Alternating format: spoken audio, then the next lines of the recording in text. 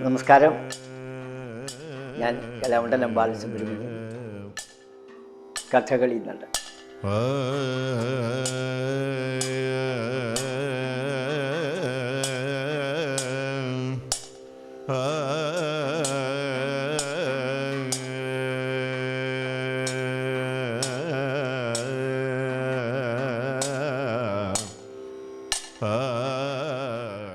കൂടിയാട്ടം, കൃഷ്ണനാട്ടം, തെയ്യം, പടയണി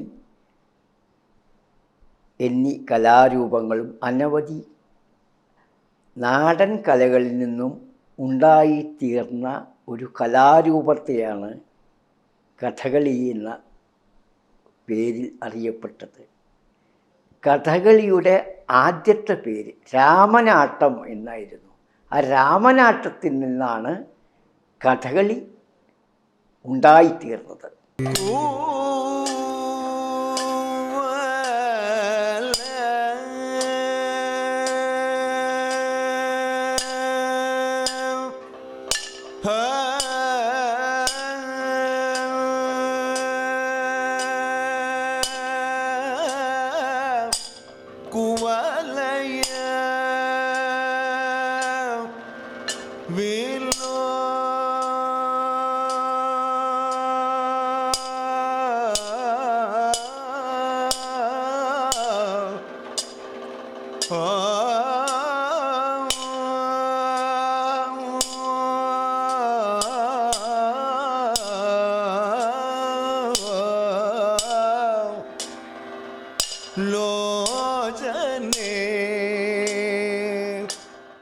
രാമനാട്ടം എന്നാൽ രാമൻ്റെ ആട്ടം, ശ്രീരാമൻ്റെ കഥകൾ. രാമനാട്ടം 8 കഥകൾ ആയിട്ടാണ് അവതരിപ്പിച്ചത്. ആ രാമനാട്ടത്തിൻ്റെ പിൽക്കാലത്ത് കോട്ടയത്ത് തമ്പുരാൻ 4 ആട്ടക്കഥകൾ എഴുതി. ഭഗവതം, കൃമീരവധം, കല്യാണ സൗഗന്ധികം, കാലകേയവധം. ഈ 4 ആട്ടക്കഥകൾ കോട്ടയത്ത് തമ്പുരാൻ എഴുതി ചിട്ടപ്പെടുത്തി കളിച്ചോടുകൂടിയാണ് കഥകളി എന്നുള്ള പേരിൽ പ്രശസ്തി ആർജിച്ചത്.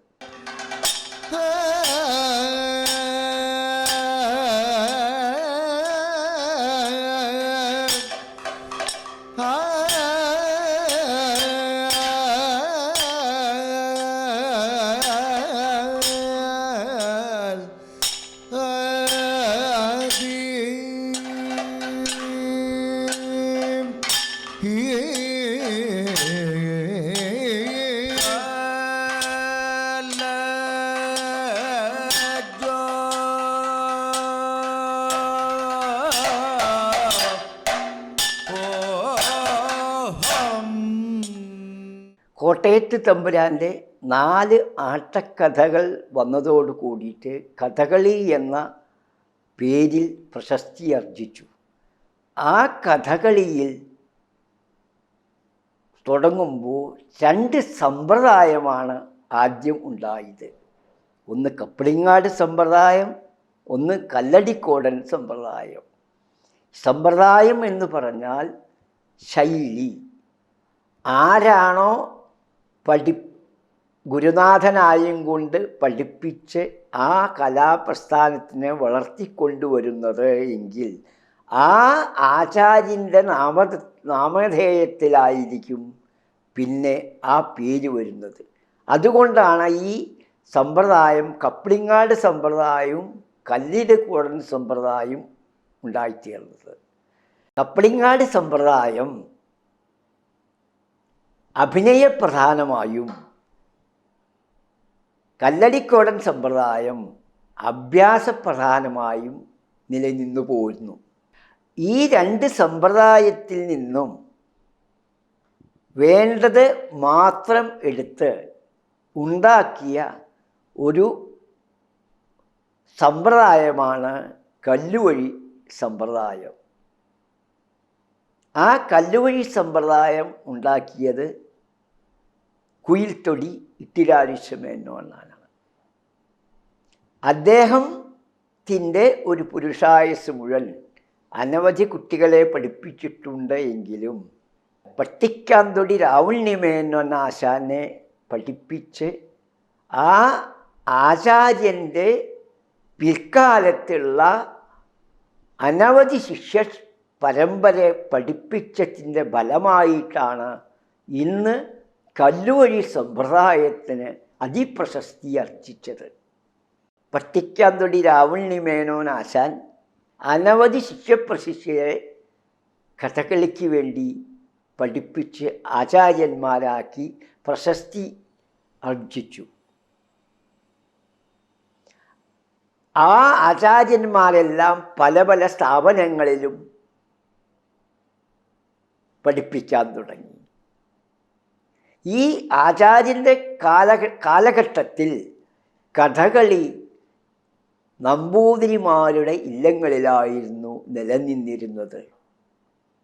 അവരുടെ പ്രശസ്തി ഇല്ലാണ്ടായി തീർന്നപ്പോൾ ആ കാലഘട്ടത്തിൽ കഥകളി എന്ന കലാരൂപം നശിച്ചു പോകരുത് എന്ന് വിചാരിച്ച് മഹാകവി വള്ളത്തോളും മുകുന്ദരാജാവും കൂടി 1930 കലാമണ്ഡലം സ്ഥാപിച്ചു.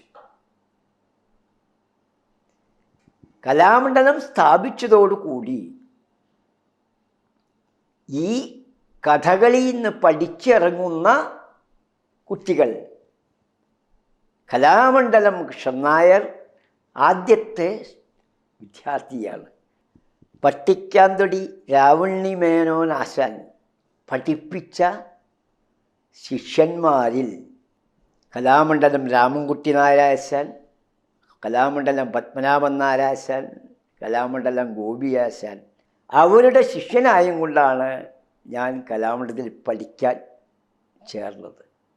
അവിടെ തന്നെ ഞാൻ കഥകളി പഠനം നടത്തി. അവിടെ തന്നെ അധ്യാപകനായി, അവിടെ തന്നെ പ്രിൻസിപ്പളായിട്ട് പിരിഞ്ഞു.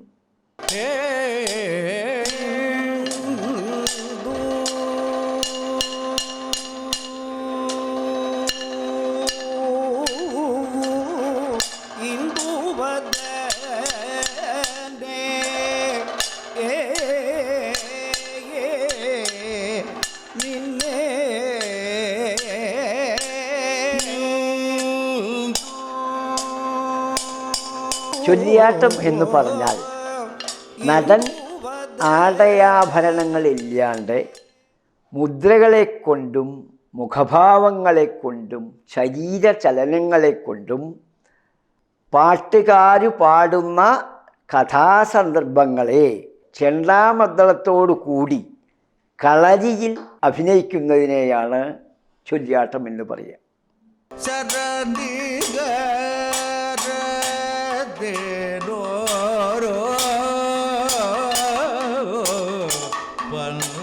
കഥകളിയിൽ ഒരു വിദ്യാർത്ഥി ചൊല്ലിയാടാൻ ആവണമെങ്കിൽ ഒരുപാട് അതിന് ആവാനുള്ളതായ പിൻ അഭ്യാസങ്ങളുണ്ട്. ഒന്ന് മെയ്യുറപ്പടവ്, ചുഴുപ്പ്, ഇളകിയാട്ടം, തോടയം, പുറപ്പാട് ഇതെല്ലാം പഠിച്ചതിന് ശേഷമാണ് ചൊല്ലിയാടുക. ഇതെല്ലാം താളത്തിൽ മുട്ടിയിൽ കളരിയിൽ ഉറപ്പിച്ചതിന് ശേഷമാണ് ഈ വിദ്യാർത്ഥി പാട്ടുകാരുടെയും മേളക്കാരുടെയും സഹായത്തോടു കൂടി കളരിയിൽ ചൊല്ലിയാടുക.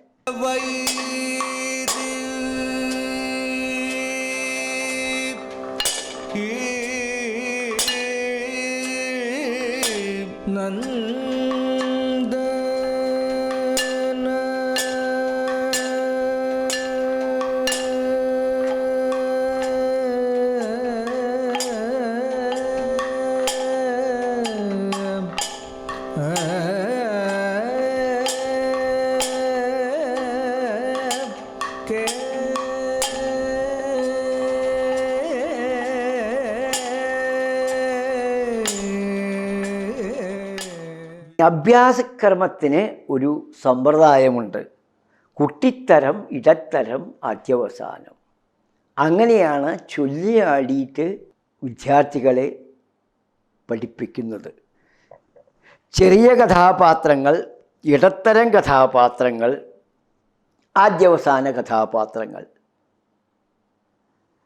കുട്ടിത്തരം എന്ന് പറഞ്ഞാൽ കുട്ടിത്തരം പദം ചൊല്ലിയാടുമ്പോഴുള്ള പ്രത്യേകത എല്ലാ ശരീരചലനങ്ങളും അതുപോലെ തന്നെ കാണിക്കണം, ഒട്ടും കുറവ് വരാണ്ട് കാണിക്കണം. ഭാവത്തിനല്ല അവിടെ പ്രധാനം, ഭാവം സ്ഥായി നിലനിർത്തിയും കൊണ്ട്. ഇടത്തരാകുമ്പോഴേക്കും കുറച്ചും കൂടിയും മാറ്റം വന്നു. കുട്ടിത്തരം പദം പോലെ തന്നെ അഭ്യാസം, ചാടുക, അതൊന്നും വേണ്ട. അഭിനയത്തിൽ കുറച്ചും കൂടി മുൻപ് തൂക്കം കൊടുക്കും. ആദ്യവസാന വേഷമാണെങ്കിൽ ഭാവത്തിനും നിലയ്ക്കും കൂടുതൽ പ്രാധാന്യം കൊടുത്ത് ചൊല്ലിയാടുകയാണ് വേണ്ടത്.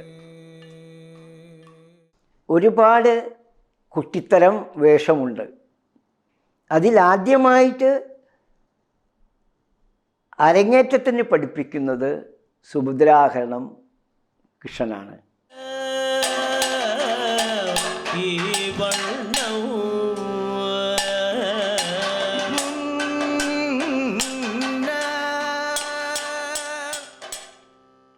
അതല്ലെങ്കിൽ കല്യാണ സൗഗന്ധ്യം കൃഷ്ണനാണ്.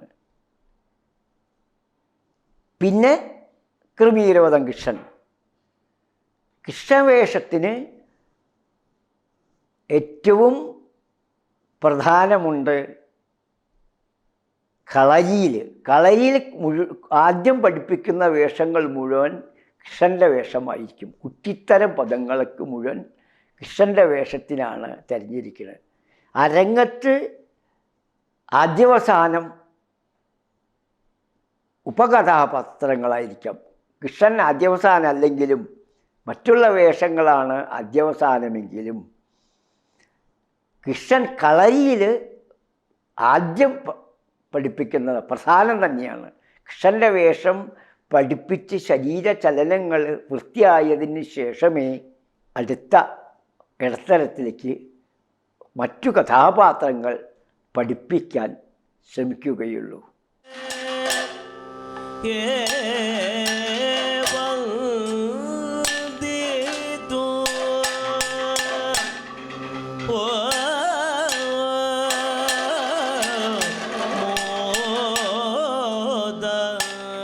ഇടത്തരം വേഷം എന്ന് പറഞ്ഞാൽ ശൗര്യഗുണം എന്നുള്ളൊരു പദം കല്യാണ സൗഗന്ധികത്തിലെ ഭീമൻ്റെ പദമാണ്. അതാണ് ആദ്യം പഠിപ്പിച്ചു തുടങ്ങുക. അതിലും ഭാവത്തിനും പ്രധാനമുണ്ട്, അഭ്യാസത്തിനും പ്രധാനമുണ്ട്.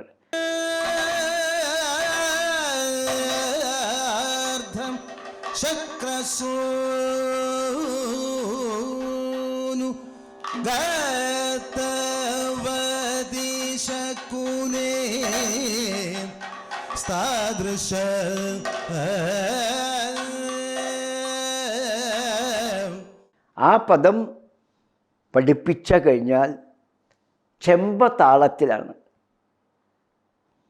അതിൽ അഷ്ടകലാശമുണ്ട്,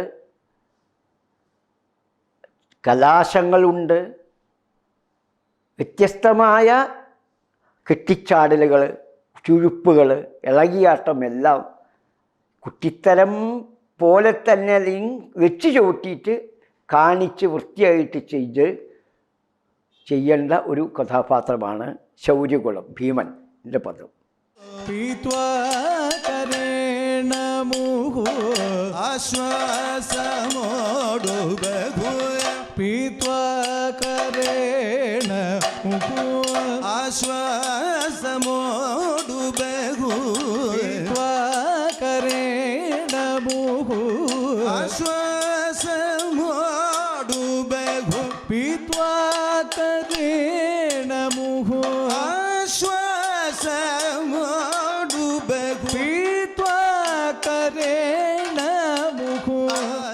അങ്ങനെ ഇടത്തരം തുടങ്ങുന്നത് ശൗര്യഗുണം എന്നുള്ള പദത്തോട് കൂടിയിട്ടാണ്.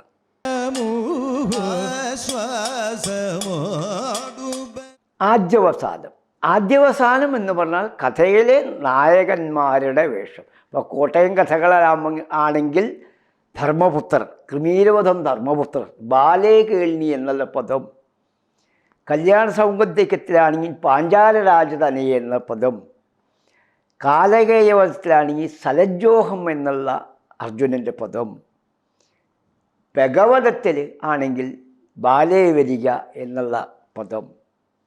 അപ്പോൾ 4 മെയിൻ കഥാപാത്രങ്ങൾ കളരിയിൽ വളരെ അടിച്ചുറച്ച് അഭ്യസിച്ച കഴിഞ്ഞാൽ പിന്നെ ഏത് കഥകളും, കോട്ടയത്ത് തമ്പുരാൻ്റെ 4 ആട്ടക്കഥകൾ കുട്ടിത്തരമ്മ, ഇടത്തരമ്മ, ദിവസാനം കളയിൽ ഉറപ്പിച്ച് കഴിഞ്ഞാൽ ആ കുട്ടിയെ സംബന്ധിച്ച് അല്ലെങ്കിൽ ആ നടനെ സംബന്ധിച്ച് ഏത് കഥയും കഥകളിയിൽ ചൊല്ലിയാടാനുള്ള പ്രാപ്തി ആ വിദ്യാർത്ഥിക്ക് കളരിയിൽ നിന്ന് കിട്ടിക്കഴിയും.